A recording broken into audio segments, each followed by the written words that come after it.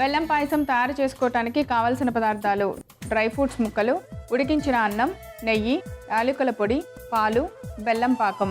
All ingredients సిద్ధంగా ఉన్నాయి. Start చేద్దాం. మనం కూడా అయితే పాలు పరవాన్నం చేసేటప్పుడు గిన్నె తీసుకొని చక్కగా పసుపు కుంకాలతో పెట్టుకోవాలన్నమాట. ముందు నెయ్యి వేసి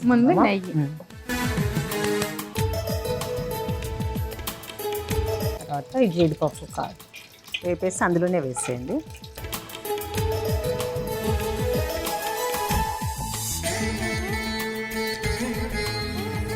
ఓకే, పాలు కూడా వేసేయండి, ఇంకా తీయద్దులే.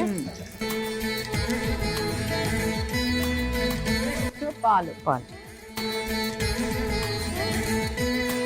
చెరుగడతో తిప్పాలి. అవునా?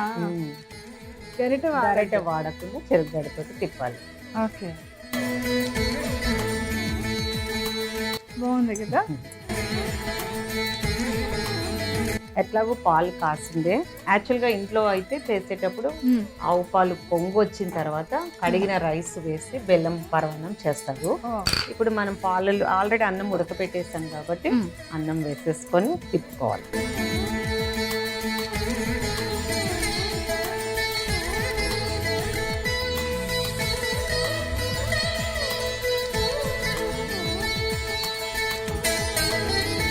యాక్చువల్గా మనము పాలు నీళ్ళు కూడా పోసుకోవచ్చు, కొంచెం మనకి ఇంకా లిక్విడ్ కావాలంటే పోసుకోవచ్చు. సరిపోయిందా? పరమాన్నం అంటే దగ్గరగానే ఉంటది కదా. అంటే ఇప్పుడు మనకి తొందరగా కూడా అయిపోతుంది, ఎందుకంటే అన్నం ఉడకపెట్టేస్తాం కదా.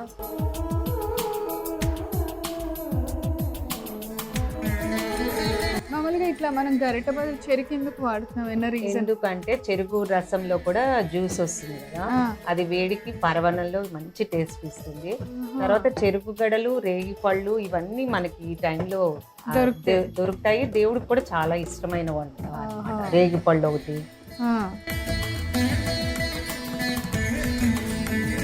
చెరుకు ఫ్లేవర్ వస్తుంది.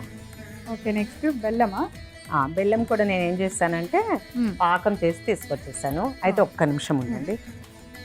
ఇలాచి ఎందుకు నేను బెల్లం పాకం ఆపుతున్నానంటే పాలల్లో బెల్లం డైరెక్ట్గా వేసామనుకోండి విరిగిపోయే ఛాన్సెస్ ఉంటాయి.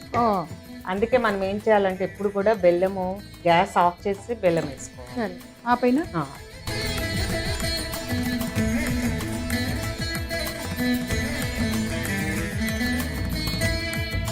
ఈ గరిటెలోనే ఎంత బాగుందో బెల్లం చెరుకు కదా. ఆ నెయ్యి కూడా వేసేయండి.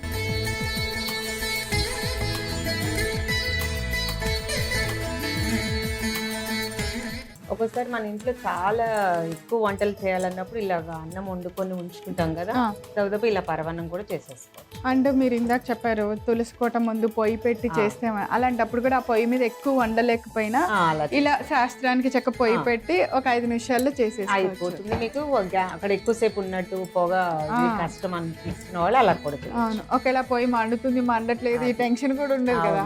5 నిమిషాలు అయితే మండుద్ది. ఓకే, మన ప్రసాదం అయిపోయింది. డిష్ అవుట్ చేద్దాము. సో ఆల్మోస్ట్ అయిపోయింది మనకి బెల్లం పరమాన్నం. స్టవ్ కూడా ఆపేసాం కదా. ఇంక ఇప్పుడు సర్వింగ్ బౌల్లోకి తీద్దాం. మామూలుగా మీరు ఊళ్ళో ఉన్నప్పుడు చదువుకునేటప్పుడు రథసప్తమికి ఏం చేసేవాళ్ళు శ్రీదేవి గారు? అందుకే ఇంత బాగా చెప్పేస్తారు. అన్నీ చేసినట్టుగానే మా మదరు వెళ్ళి జిలేడాకులు అవన్నీ అది జిలేడాకులు తెచ్చేసి వెంటనే మళ్ళీ మనము జాగ్రత్తగా పాలు కళ్ళలో పడకూడదు కాబట్టి జాగ్రత్తగా హోల్ చేసుకొని ఆ పాలంతా వెళ్ళిపోయాక రేగిపండు పెట్టి తల మీద భుజాల మీద పెట్టి అలా చేయటం వల్ల ఆరోగ్యాలుగా ఉంటారు. సూర్యభగవాను కిరణాలు మన మీద ఉంటే మనం కూడా ఎప్పుడు ఎనర్జీగా ఉంటాం కదా. సో అలా కంపల్సరీ చేస్తారనమాట. ఆ వండిన ప్రసాదాన్ని కూడా డైరెక్ట్ గా డిష్ అవుట్ కాకుండా ఇట్లా చిక్కుడుకాయ అన్నాను కదా, చిక్కుడుకాయ ఆకుల్లో దేవుడికి ఒక అరటిపండు ఈ పరవాన్నము నైవేద్యంగా చూపిస్తారనమాట. సో నేను ఆ ఆకులు లేవు కాబట్టి మనకి దొరకవు కదా ఒక్కోసారి, అందుకని తమలపాకు కేసు ఇది కూడా లేకపోతే మనం మందార ఆకులు కూడా వాడచ్చు, లేదు అంటే అరిటాకు. ఇవన్నీ దేవుడి ప్రసాదానికి. ఓకే, ఇప్పుడు మనం వండిన బెల్లం పరమాన్నాన్ని బౌల్లోకి తీసుకుందాం.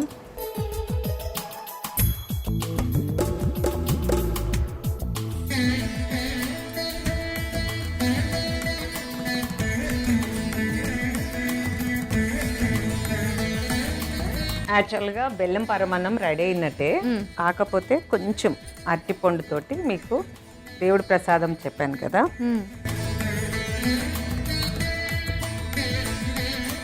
ఓకే.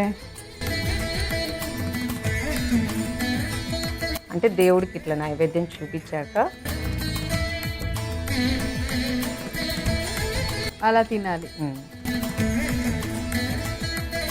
బెల్లం పాయసం తయారు చేసుకోవటానికి కావలసిన పదార్థాలు: డ్రై ఫ్రూట్స్ ముక్కలు, ఉడికించిన అన్నం, నెయ్యి, యాలకుల పొడి, పాలు, బెల్లం పాకం.